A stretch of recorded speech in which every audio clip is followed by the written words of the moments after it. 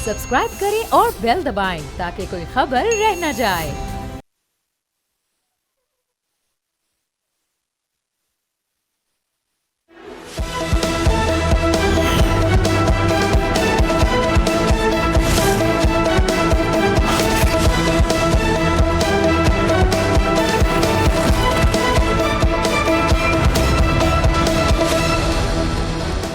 अस्सलाम वालेकुम। हम बात करेंगे कराची में आतिशज़दगी से तबाह होने वाले गुल प्लाजा के हवाले से, जिसमें बड़ी डेवलपमेंट ये हुई है कि मेज़नाइन फ्लोर से इस प्लाजा के 4 दिन के बाद 30 लाशें बरामद हुई हैं, जिसके बाद जाँ बहक अफराद की मजमूई तादाद अब 61 हो चुकी है। इत्तलात के मुताबिक जिन अफराद की बाक़ियात मिली हैं उन्होंने ख़ुद को आग से बचाने के लिए क्रॉकरी की दुकान में बंद कर रखा था और उनकी जो आखिरी मोबाइल फ़ोन की लोकेशन है वो भी इसी जगह की थी। दुकान के मालिक के मुताबिक जब आग लगी तो उस वक्त दुकान में ख़वातीन की एक बड़ी तादाद ख़रीदारी के लिए मौजूद थी। इस हवाले से पुलिस सर्जन डॉक्टर सुमैया ने यह कहा है कि जो तफसीलात बेसिकली उन्होंने लाशों के हवाले से बताई हैं नाजरीन वो बहुत ही तकलीफ़ देह हैं। उसमें से कुछ हिस्सा हम आपके सामने रखेंगे जो कि हम बयान कर सकते हैं। वो ये है कि डॉक्टर सुमैया ने बताया कि जो लाशें मिली वो नाकाबिल शनाख्त हैं और महज बाक़ियात हैं और इसके बायस DNA टेस्ट करने के लिए सैंपल भी नहीं लिए जा सकते और शनाख्त का अमल बहुत मुश्किल हो रहा है ताकि उनके लवाहिकीन को बताया जा सके। वो लवाहिकीन जो नाजरीन इस प्लाज़ा के बाहर जब ये वाक़या पेश आया उसके बाद से मौजूद हैं।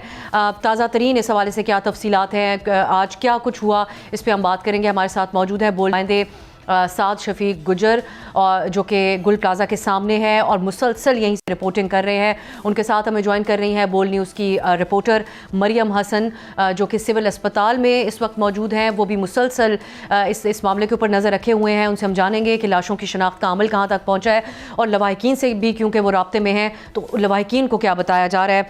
आप दोनों का बहुत शुक्रिया साद और मरियम, एक तो इस मौके पर मौजूद रहना, मुसलसल इसकी रिपोर्टिंग करना और इन सब मनाजिर को बराह रास्त देखना बतौर एक रिपोर्टर भी मेरे ख्याल से आपके लिए एक मुश्किल तरीन मरहला होगा। लेकिन जो लवाहिकीन है उनका गम इतना ज़्यादा है कि आपको अपने फ़राइज़ को अंजाम देने ही है। पहले साथ मैं आपसे जानना चाहूँगी कि आज जो लाशें मिली हैं वो बताया जा रहा है एक ही क्रॉकरी की दुकान है वहाँ से मिली। ये कैसे मिली हैं ये लाशें, वो क्या प्रोसेस हुआ, किसने इनको ये ढूंढी लाशें, क्या तफसील आज पूरे दिन सामने आई है?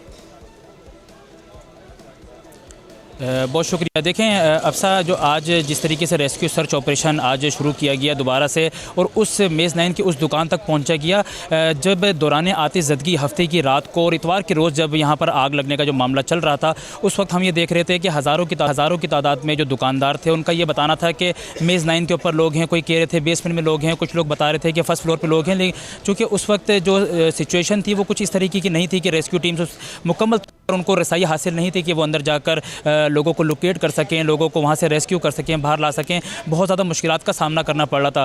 3 से 4 रोज़ इस मामले को गुजर गए हैं। अब चूँकि मुख्तलिफ़ जगहों से रसाई हासिल हो गई है, रेस्क्यू सर्च टीम अब वो अंदर जा रही हैं, तो कुछ ऐसे दुकानदार थे और कुछ ऐसे लोग थे जो बहुत ज़्यादा पुरस्कार कर रहे थे, बहुत ज़्यादा कह रहे थे कि इस जगह को लाजमी देखना चाहिए। तो आज जो रेस्क्यू सर्च टीम्स जो हैं वो उन्होंने वहाँ पर मेज़नाइन की उस दुकान तक रसाई हासिल की। तरीके से आपको मालूम होगा इससे पहले सोशल मीडिया पर कुछ फेक जो है वो न्यूज़ दी जा रही थी मस्जिद के अंदर लोग हैं, तो उसी खबर के ऊपर पहले मस्जिद की दीवार को कोलैप्स किया गया, उसको तोड़ा गया, वहाँ जाकर देखा गया, वहाँ पर कुछ खासी जो है कोई ऐसी चीज़ें नहीं मालूम हुई, जिसके बाद अब उस दुकान की तरफ जाया गया जहाँ पर ये क्रॉकरी की दुकान बताई जा रही है। और इब्तदाई तौर पर भी बताया जा रहा है कि पर सेल लगी हुई थी उस दुकान पर और तकरीबन 10 से ज़ायद वहाँ पर नौजवान भी मौजूद थे और एक फैमिली के 3 से 4 आदमी वहाँ पर मौजूद थे। जब वहाँ पर रेस्क्यू टीम्स पहुँचती है वो एनी शाहिद ये बताते हैं कि हमने वहाँ पर जो इंसानी आज़ा जो हमने देखे, जो हमने वहाँ पर बाक़ियात देखी, वो बताया जा रहा है कि तकरीबन 25 से 30 लोगों की है। इस बात की मुकम्मल तस्दीक तो नहीं हो सकी है, लेकिन DC साउथ ने भी इस बात की तस्दीक की है कि वो जो बाक़ियात हैं वो 25 से 30 लोगों की हैं। अब चूँकि उनको यहाँ से मुंतकिल कर दिया गया है, इस दौरानिए में जो रेस्क्यू सर्च ऑपरेशन है उसको रोक दिया गया था। चीफ मिनिस्टर सिंध की जानिब से भी अहमियत दिया कि ऑपरेशन को कुछ देर के लिए रोक दिया जाए और सबसे पहले इन बाक़ियात को, इन जिस्म के को हस्पताल मुंतकिल किया जाए ताकि जो फॉरेंसिक के मामला हैं, ताकि जो DNA मैचिंग के मामला हैं पहले उनको देख लिया जाए। और इसीलिए जो लवाहिकीन हैं वो बहुत ज़्यादा परेशान थे और एकदम से इतना ज़्यादा रेशो, एकदम से इतना अदद शुमार उसमें इजाफा देखने को आया कि पहले ये तकरीबन 30-31 के मामला जो चल रहे थे और अचानक से वो 25-30 की तरफ आ जाते हैं। अब जो जो मजमूई तौर पर अगर बात कर ली जाए तो 61 या 63 अफराद तक जो है वो जहाँ बाग हो चुके हैं। इसकी जो मुकम्मल जो एक्यूरेट फिगर है वो इसलिए जानना बहुत मुश्किल है। आप इसको 61 भी कोट कर सकते हैं, 63 भी, चूँकि ये मुकम्मल तस्दीक जब ही होगी जब इनके फॉरेंसिक कर लिए जाएंगे। जो लापता अफराद हैं अगर उनके हवाले से मैं आपको बताऊं तो 86 लोगों की लिस्ट है जो कि मिसिंग हैं। अब इनमें से 86 में से ऑब्वियसली बहुत से लोग हैं जो से 25 अफराद जिनकी बाकियात यहाँ से मिली, यही भी इस मिसिंग लिस्ट में ये लोग शामिल होंगे।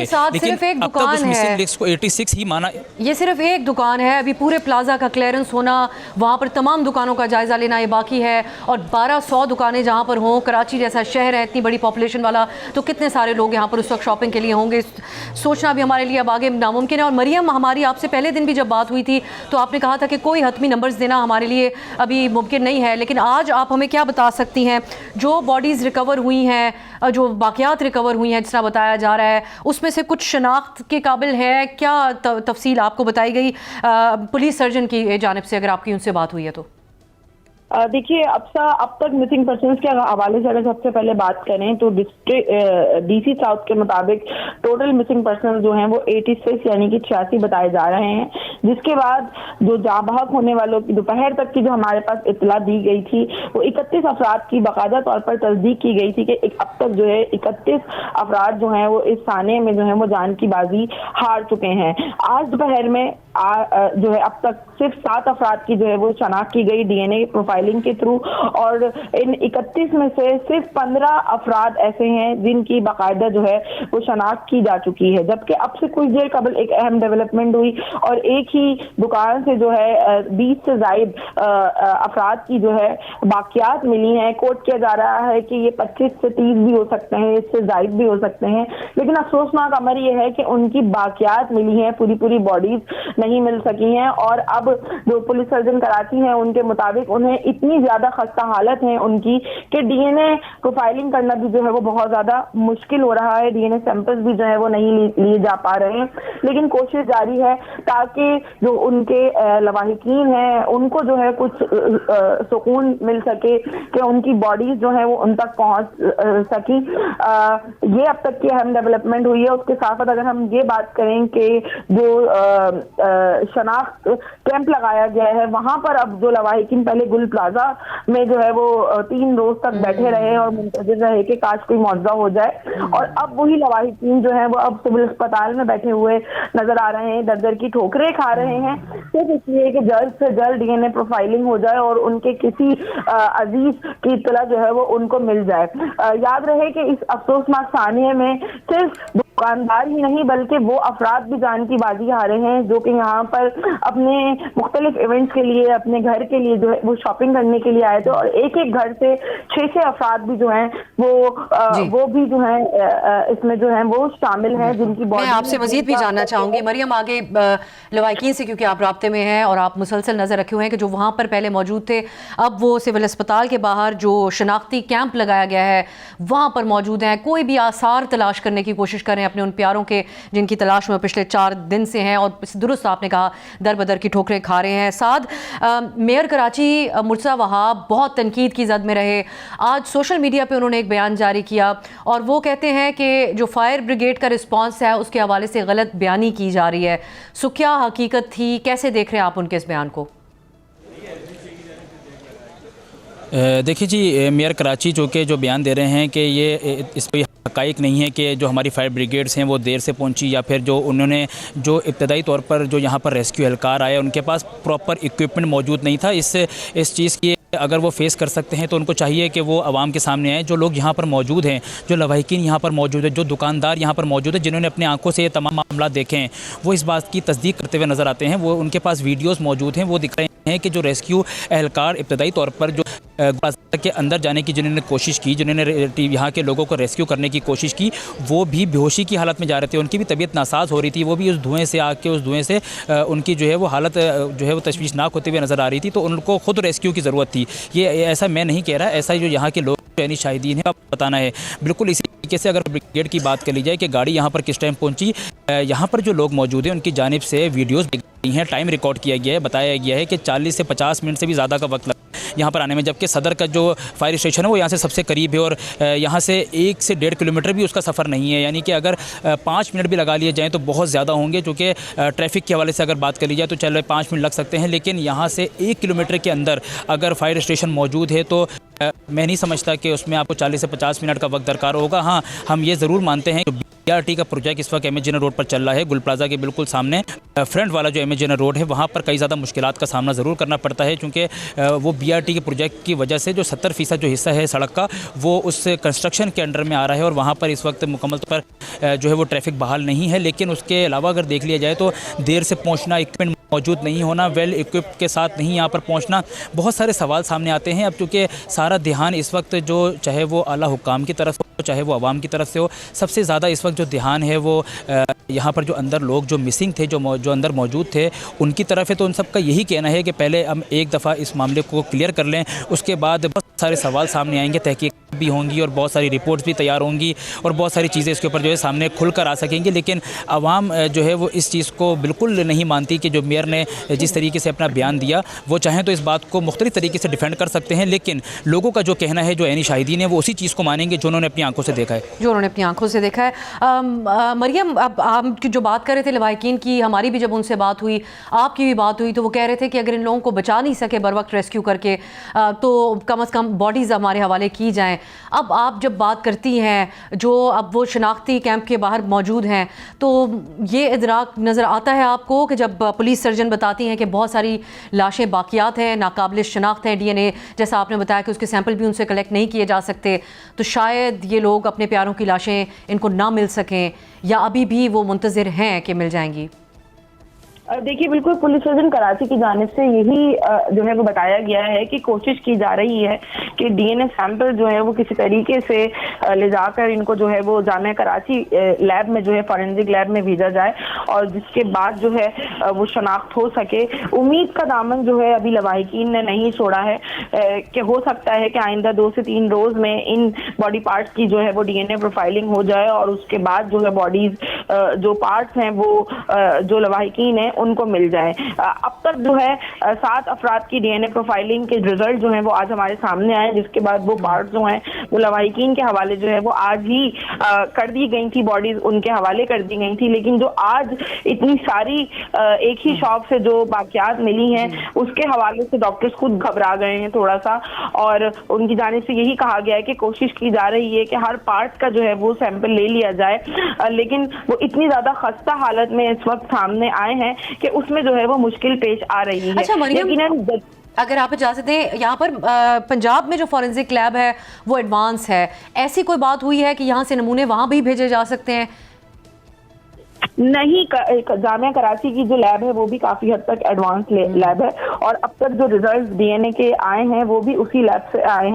2 रोज के अंदर जो है वो रिजल्ट दे दिए गए थे, जिसके बाद आज जिन बॉडीज की शनाख्त की गई वो 7 थी, जिसके बाद जो है शनाख्त काबिल शनाख्त जो लाशें हैं वो 15 जो है वो करार दी गई हैं डॉक्टर सुमैया के बकौल। और इस वक्त जो बाकियात मिली हैं उसके हवाले से भी उनका यही कहना है कि मुश्किल जरूर पेश आ रही है, लेकिन कोशिश जारी है कि हर पार्ट की जो है DNA सैंपल ले लिया जाए, जिसके बाद उसको जो है मजीद फॉरेंसिक के लिए जो है वो लेबोरेटरी भेजा जाएगा। साथ अब आखिर में एक हमने देखा कि पुलिस ये कहती है कि तखरीबकारी का इसके अंदर कोई एलिमेंट नहीं था, ये किस बुनियाद पर रूल आउट किया जा रहा है? क्योंकि अभी मुकम्मल तौर पर जो फॉरेंसिक है वो तो नहीं हुआ, क्योंकि लाशें भी अभी तक तो नहीं निकाली गई हैं, क्लियरेंस ऑपरेशन नहीं हुआ इस पूरी बिल्डिंग का, तो ये आप अग्री करते हैं इस बात से जो रूल आउट कर दिया गया कि इसमें तखरीबकारी का कोई एलिमेंट नज़र नहीं आता?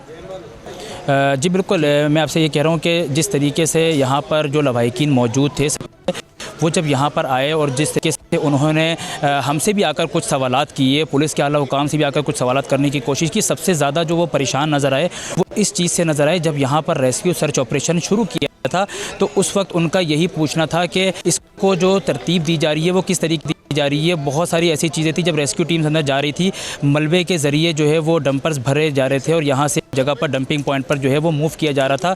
बहुत सारे सवाल थे उनसे जो है वो जो यहाँ पर जो लोग मौजूद थे उनसे भी जो है वो पूछने की कोशिश की जा रही थी। यहाँ पर हमारे साथ एक अंकल मौजूद हैं, ग़ालिबन अंकल आपके यहाँ पर कोई मिसिंग है, कोई अंदर मौजूद था आपके साथ? मेरी अपनी दुकान है 168 नंबर। अंकल इधर आइएगा प्लीज़। दूसरी गली में ये जो अंकल कोई मिसिंग है, कोई अंदर मौजूद है? नहीं, सब अस्पताल में, जिना अस्पताल में इंतहाई निगहदाश्त में थे 7 बंदे, उसमें 3 की हालत अभी नाजुक है, जो जल गए, झुलस गए। वो सामान निकालने के चक्कर में अंदर गए थे। लेकिन ये आग जो है, जो मेरा अपना तजर्बा है, मैं यहाँ जब ये बिल्डिंग बनी है जब से हूँ, ये आग पे मुझे ये शक है, डाउट है, इतनी जल्दी आग पकड़ नहीं सकती सारे माल को, क्योंकि इससे पहले कई दफ़ा आग लग चुकी है।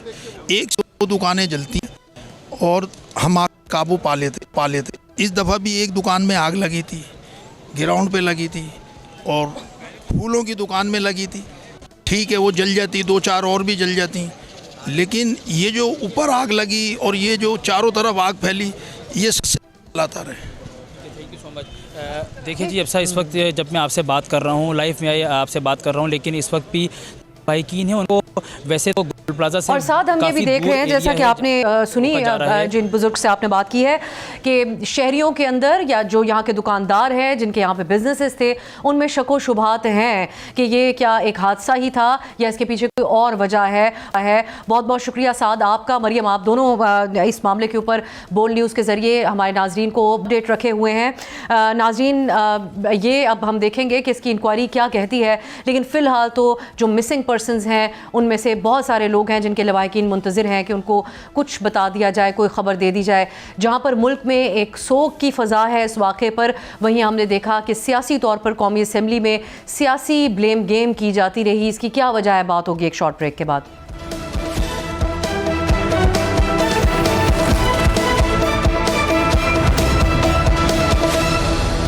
वेलकम बैक नाज़रीन, जैसा कि हम ब्रेक से पहले बात कर रहे थे, गुल प्लाजा सानहे के हवाले से जिसकी दिलखराश तफसीलात अभी तक सामने आ रही हैं और इस सानहे में जाँ बहक अफराद की तादाद 61 हो चुकी है।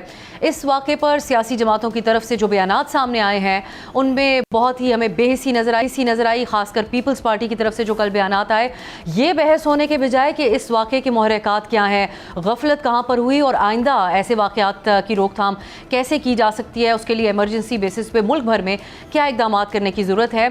हमने देखा कि बहस का रुख रहा बल्दियाती इख्तियारात के हवाले से। इस वाक़े को बुनियाद बनाकर कौमी असम्बली में नून लीग के MNAs की तरफ से 18वीं तरमीम को ढकोसला करार दिया गया। ख्वाजा आसिफ का इस पर बयान आया, जबकि दूसरी तरफ पीपल्स पार्टी भी अपनी यहाँ पर इस वाक़े में जो उनकी नाअहली नज़र आई उसका एतराफ़ करने के बजाय 18वीं तरमीम पर आने वाले बयानात के हवाले से अपने रद्द-ए-अमल देने में मसरूफ़ हो गई। हम ये जानने की कोशिश करेंगे कि ऐसे अलमनाक कौमी सानहे के बाद ये जो रवैया है ये क्या जाहिर कर रहा है। दूसरी तरफ PTI को इस वक्त बड़ी तशवीश है कि इमरान खान साहब से 50 दिन हो गए और उनकी कोई मुलाकात नहीं हुई। उनकी खैरियत के हवाले से उनकी जमात को कोई मालूमात नहीं मिल रही। इस पर आज अपोजिशन लीडर महमूद खान अचकज़ई का कहना था कि इमरान खान से मुलाकात करवाई जाए ताकि बाकायदा मुज़ाकरात का आगाज़ हो सके। उन्होंने कहा कि हम अपनी तरफ से अपना रोड मैप दे चुके हैं, लेकिन दूसरी तरफ हुकूमत के वज़ीर मुमलिकत तलाल चौधरी ने मुज़ाकरात की पेशकश जो थी पहले से प्राइम मिनिस्टर की तरफ से भी सामने आई थी उसको दोहराया, लेकिन इमरान खान से मुलाकात के हवाले से उन्होंने कोई बात नहीं कही। उनका कहना था कि स्पीकर का ऑफिस और मुज़ाकरात की पेशकश अब भी मौजूद है, इसके लिए अपोजिशन को स्पीकर के ऑफिस तक आना होगा। उन्होंने कहा कि पाकिस्तान के मसाइल और आम आदमी की ज़िंदगी को बेहतर बनाने पर बात होगी, यानी इमरान खान से मुलाकात के हवाले से तलाल चौधरी साहब ने कोई इशारा नहीं दिया। जानने की कोशिश करेंगे कि क्या कोई मौजूद है कि इमरान खान से मुलाकात करवा दी जाए और मुज़ाकरात के हवाले से रास्ता निकाला जाए, क्योंकि इस वक्त PTI इस बात पर मुसिर है कि मुलाकात के बाद ही मुज़ाकरात होंगे। हमारे साथ मौजूद हैं वज़ीर मुमलिकत बराए कानून व इंसाफ बैरिस्टर अकील मलिक साहब, और हमें ज्वाइन कर रहे हैं सैयद अली बुखारी साहब, पाकिस्तान तहरीक इंसाफ के सीनियर रहनुमा। बहुत बहुत शुक्रिया आप दोनों का। बैरिस्टर साहब, हम आपसे आगाज़ करेंगे क्योंकि एक बहुत बड़ा कौमी सानहा हो गया कराची में गुल प्लाजा में, और हर रोज़ हमें बहुत डिस्टर्बिंग वहाँ से तफसीलात हम तक पहुँच रही हैं। एक नेशनल लेवल के ऊपर डिबेट तो होनी चाहिए थी कि ये एक बहुत बड़ा सानहा है और यकीनी तौर पर वहाँ की जो सूबाई हुकूमत है उसके हवाले से भी बात होनी चाहिए थी, लेकिन आप लोगों ने 18वीं तरमीम को ढकोसला करार दिया, बहस की लोकल बॉडीज़ को एम्पावर करने की, जबकि ऑन दी अदर हैंड ख़ुद पंजाब में लोकल बॉडीज़ इलेक्शंस आप लोगों ने कानून साजी के तहत रोके, इस्लामाबाद में ऑर्डिनेंस के ज़रिए। क्या वजह है इसकी?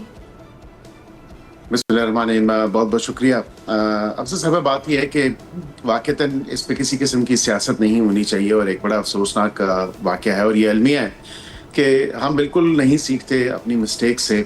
और वाक़तन ये हुकूमत वक्त की ज़िम्मेदारी होती है। और बिलखसूस अगर आप ये देखें तो मैं ये कह सकता हूँ कि हुकूमत वक्त के साथ साथ ये लोकल गवर्नमेंट जो सिस्टम है या आपकी जो प्रोविंशियल गवर्नमेंट्स हैं उन्हीं के ऊपर ये तमाम तर जिम्मेदारी आयद होती है। और वाक़तन क्यों नहीं पहुंच सकी फायर ब्रिगेड्स या फायर टेंडर्स, और फिर उसके बाद वो ताख़ीर से क्यों पहुंची, फिर पानी क्यों ख़त्म हो गया, कई सवालों ने जन्म लिया। लेकिन उसके साथ असल जो अंडरलाइंग इशू है उसको एड्रेस करने के लिए कोई तैयार नहीं है। हाँ, हमने ये बात की कि जो निचले सतह तक तरसील है इख्तियारात की, जो लोकल गवर्नमेंट का सिस्टम है उसको फर्दर स्ट्रेंथन करना है, हकीकी मानों में वो होना चाहिए और वो अभी तक नहीं हुआ। उसके लिए फिर 28वीं तरमीम आने जा रही है। ये वाकया आप समझते हैं कि रास्ता बना रहा है कि 28वीं तरमीम आए, उसमें NFC का मामला रिविजिट जो आप लोग पहले ही कह चुके हैं, बल्दियाती इलेक्शंस के हवाले से भी, और वही एजुकेशन मिनिस्ट्री को वफाक के तहत लाना? देखिए, मैं इस सवाल के जवाब देने से पहले थोड़ी सी ये बात कंप्लीट कर लूँ और मुकम्मल कर लूँ कि बात 18वीं तरमीम या बात 28वीं तरमीम की नहीं है।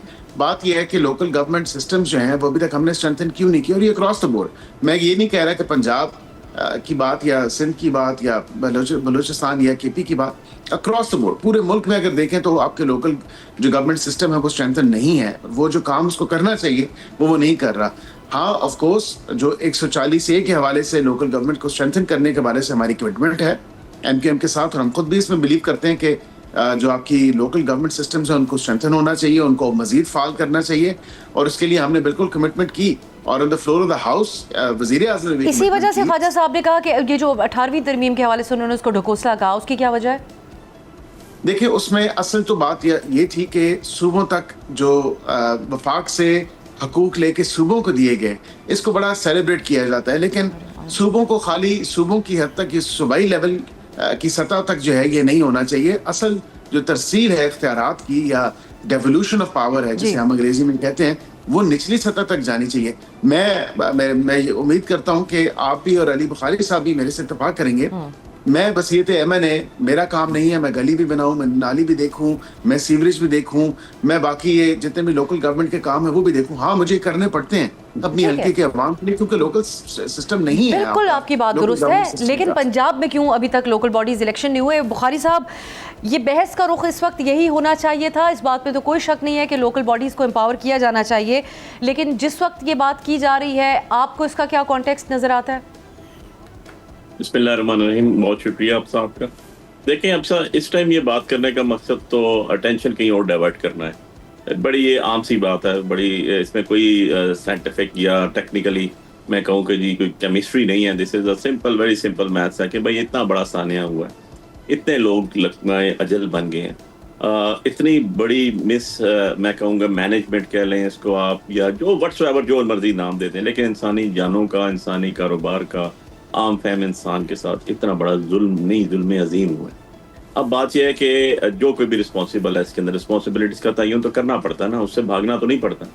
अगर फायर ब्रिगेड नहीं थी या फायर ब्रिगेड का पानी खत्म हो गया, या आपने मल्टी नेशनल कंपनीज की तरह या मल्टी नेशनल स्टोरीज आपने इंटरनेशनल वर्ल्ड के साथ मीट करने के लिए इतनी ऊंची ऊंची बिल्डिंग्स बना दी, और आपके पास फायर ब्रिगेड का सेटअप नहीं है, आपके पास 1122 रेस्क्यू ऑपरेशन कोई भी नहीं है, आपके पास बिल्डिंग बनाने के लिए वहाँ का देखने के लिए कि उसके अंदर कितना सरिया यूज हुआ है, उसकी कैपेसिटी क्या है, उसकी क्वांटिटी क्या है, उसकी क्वालिटी क्या है, नहीं कर सकते। आपके पास ये नहीं है कि उस चीज़ के आप उसके अलार्म चेक कर सकें, या उसने अलार्म लगाए हैं या नहीं लगाए हैं, एग्जिट के लिए लाइट्स थी या नहीं थी। बुखारी साहब, आपकी नज़र में किसकी नाकामी है, सूबाई हुकूमत की या जो बैरिस्टर साहब कह रहे हैं?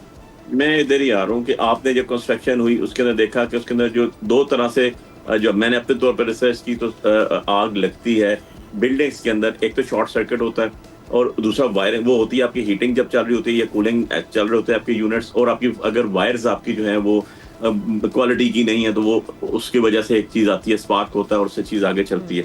आपके आउटडोर स्टेयर्स भी नहीं है। अब आप इंटरनेशनली किसी दुनिया के मुल्क में देखें, जब प्लाजे बनाए जाते हैं, मल्टी स्टोरी बिल्डिंग्स बनाई जाती हैं, अब साथ उनकी पार्किंग भी दी जाती है, उनकी सेवरेज भी दी जाती है, उनके अंदर आपको पानी का बंदोबस्त भी दिया जाता है, लाइट्स भी दी जाती हैं, एग्जिट्स भी दिए जाते हैं, हर चीज दी जाती है।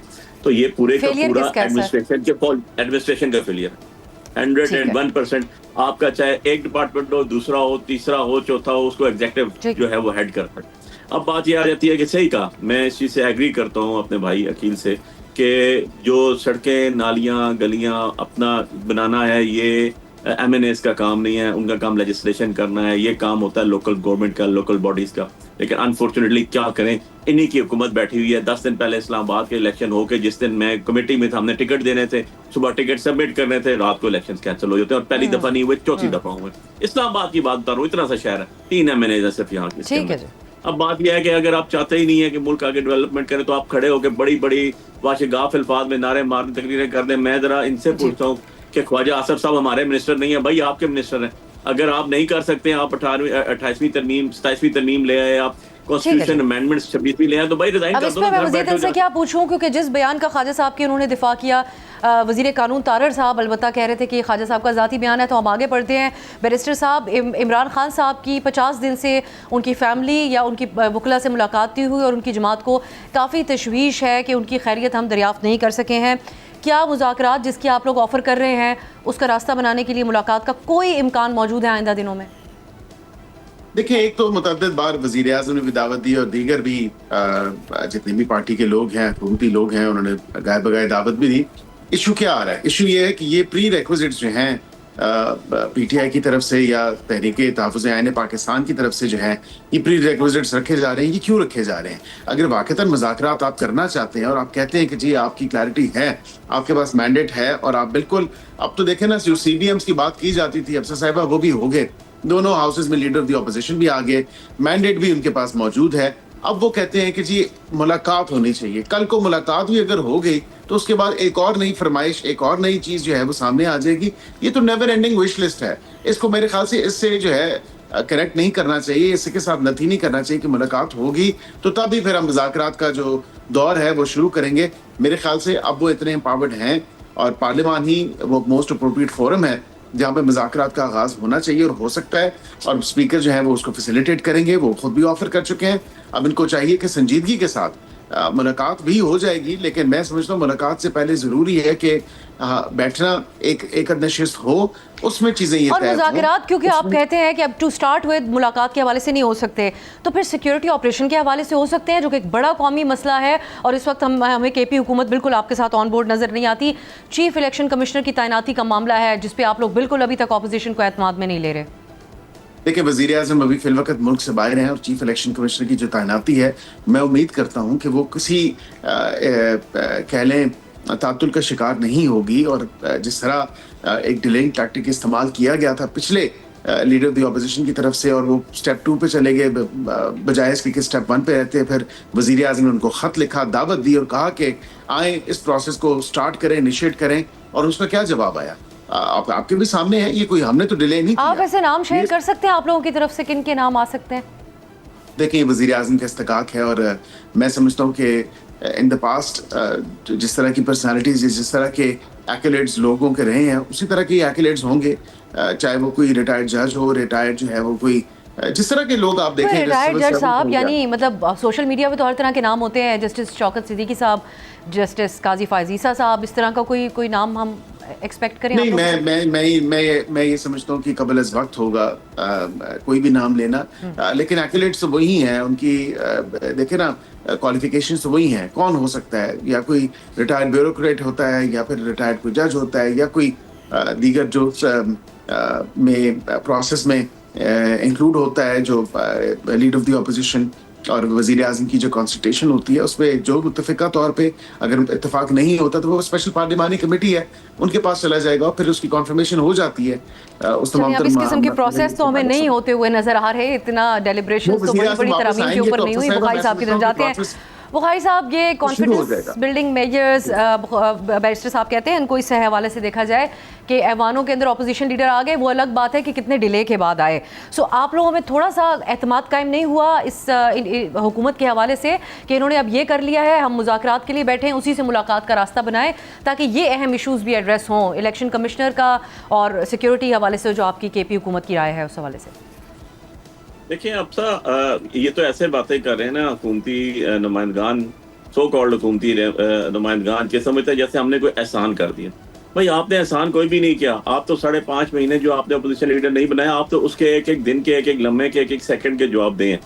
ठीक है, आपने कॉन्स्टिट्यूशन पोस्ट को खुद जानबूझ के खाली रखा। अब आपकी जुबान अपोजिशन में नहीं आ सकती। आप ये एक्सपेक्ट क्यों करके बैठे हुए हैं और क्यों तो करते हैं कि जी जो कुछ आप कहेंगे अपोजिशन भी वही करेगी।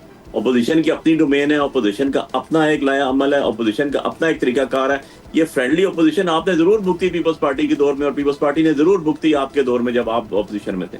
तो ये फ्रेंडली अपोजिशन कभी भी नहीं होती अपोजिशन होती ही तब है जो उनका अपना स्टांस होता है। दूसरी बात ये कहते हैं जी शर्तें नहीं होंगी और ये नहीं होगा और वो नहीं होगा। यार मुझे ये बता दें, 50 दिन से इमरान खान साहब से किसी की मुलाकात नहीं हुई, उनकी बेगम साहिबा से किसी की मुलाकात नहीं हुई। मुझे जो सियासी कैदी पीछे गुजर चुके हैं इनकी पार्टी के, मियां मोहम्मद नवाज शरीफ, शहबाज शरीफ, 30 दिन रही मरियम साहिबा, 38 डेज रही फरियाल तारपूर साहिबा, जरदारी साहब, हमजा शहबाज, मुझे एक बंदा बता दें जिसकी 50 दिन के ये मुलाकात बंद कर दी गई। एक बंदा कोट कर दें मुझे, मैं आपको लिस्ट दूंगा। बुखारी साहब, ये मुमकिन है कि आप लोग भी आप इस तरफ सोचें, इस पहलू के ऊपर कि हम मुज़ाकरात से मुलाकात का रास्ता बनाएं और उसमें से वो 8 फरवरी की एहतजाज की जो आपने कॉल दी, जिससे आप लोग एक तरह से तो खुद ही पीछे हट गए, वो भी गुजर जाए, अगर कोई डर है हुकूमत को एहतजाज से। नहीं अफसा, ऐसी बात नहीं। अगर 8 फरवरी 2026 की कॉल से आप कहें हमें पीछे हट जाए, तो इनको कहें 8 फरवरी 2024 का रिजल्ट अनाउंस कर दें। नहीं, आप एक तरह से पीछे हटते हुए नजर आए बुखारी साहब उस एहतजाज चीजें नहीं होती।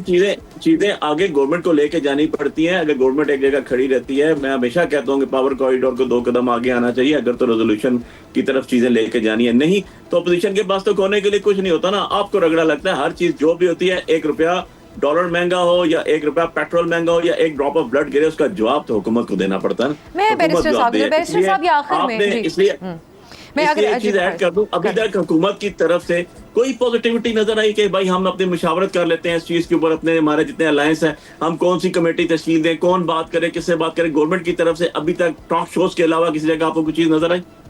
बैरिस्टर साहब से मेरा आखिरी सवाल है। बैरिस्टर साहब, एहतजाज की हमने देखा कि नहीं आप लोगों ने उनको स्पेस दी, और जो जहां उनको थोड़ी सी कराची में स्पेस मिली, उन्होंने एहतजाज CM खैबर पख्तूनख्वा ने एक जलसा करके दिखाया वहाँ पर, लेकिन ना ही ये अपनी 9 तारीख की इन हालात की वजह से, जो फरवरी की उनकी तारीख है उसके ऊपर हमें कायम नज़र आते हैं। बयानात आए कि ये कोई हतमी तारीख नहीं है एहतजाज के हवाले से। तो लेकिन जो मुलाकात न करवाना है इमरान खान साहब से, वो तो दुनिया भर के मीडिया के अंदर एक मौजू बनता है। तो क्यों ना आप लोग मुलाकात करवा दें और इस सारे तनाज़े से आप फासला इख्तियार करें? क्या इसमें हर्ज है? देखिए, मुलाकात एक तो प्री रिक्विजिट नहीं होना चाहिए मुज़ाकरात के किसी भी अमल को के आगाज़ करने के हवाले से। और दूसरी बात यह कि जिस तरह मेरे भाई ने कहा कि कमेटीज़ वही हैं। अली साहब, बात यह है कि अली बुखारी साहब जानते हैं कि वो 3 नशिस्तें हुई, उसके बाद फिर मामला इसी तरह जो है एक आउट इन द नोवेयर सारा चला गया और उठ के ये चले गए उस नशिस्तों से। मैं ये समझता हूँ कि मामला वहीं से जुड़ेगा और वही कमेटीज़ उसमें नए, मैंने पहले भी कहा कि नए मेंबर्स ऑप्ट इन कर लें और उसमें कोई जो मेंबर्स की रद्द-बदल है वो कर लें, बिल्कुल। और वहीं से मामला शुरू होना है। एजेंडा आइटम जो है, ये TOR जो है वो आप सेलेक्ट कर लें, क्या आपने करने हैं। और मुलाकात के हवाले से जो आपने बात की, तो मुलाकात का वाहिद जो एक तरीका है वो एक सुपरिटेंडेंट को जो है अंडरटेकिंग देना है और अदालत को अंडरटेकिंग देना है जिन दोनों के ऑर्डर्स की जो है वो वायलेशन मुतबातर तौर पर PTI और उसके लोग करते रहे। और जाहिर बात है ये जब तक अंडरटेक नहीं करेंगे कि मीडिया से ये अडयाला के अहाता या उसके पैरामीटर्स या उसकी टेरिटोरियल जो रिस्ट्रिक्शन है वहाँ पे वो नहीं, आप लोग लिख के देने को तैयार हो, ये करने को आप तैयार होंगे? देखिए, अंडरटेकिंग ऑलरेडी अफसा बहन, ऑलरेडी हमने हाई कोर्ट के जो लार्जर बेंच था, 3 जजेस बैठे हुए थे, उनको दे चुके हैं सलमान राजा साहब, और उसके मुताबिक ऑर्डर बयान दे दिया था। खान साहब की बहन ने मुलाकात के बाद बयान दे दिया था उनके देखिए, बिल्कुल बयान देने पे पाबंदी नहीं थी। मैं अपने चैम्बर में खड़े होकर दूं, मैं पिंडी कचहरी में खड़े होकर दूं, मैं डयाला रोड पे खड़े होकर दूं, कोई पाबंदी नहीं है। सिर्फ ये लिखा हुआ था जेल प्रेमिसेस के अंदर ना हो। तो भाई 2 किलोमीटर बाहर आके कोई बयान देगा तो आप उसको रोक लेंगे? इनकी जुबान हमारे मुंह में तो नहीं डाली जा सकती ना। खान साहब का जो मैसेज आएगा, जो बयान आएगा, वो तो कहीं नहीं लिखा हुआ। आप मैं इस पॉइंट पे क्लोज करूंगी। मैं बहुत शुक्रिया सैयद अली बुखारी साहब और बैरिस्टर अकील साहब हमारे साथ थे। नाज़रीन, दोनों तरफ से ये जो बयानात हैं और जो मौक़िफ़ है, इसको देखकर लगता नहीं कि अभी मुज़ाकरात का कोई रास्ता बन सकता है, लेकिन देखते हैं कि क्या, क्योंकि अब 2 अपोजिशन लीडर तो मुकर्रर हो चुके हैं, वो कोई कोशिश करते हैं ऐवानों के अंदर कि इस तरफ मामला जाएँ कि संजीदा मुज़ाकरात हों। आज के लिए इजाज़त दीजिए, खुदा हाफ़िज़।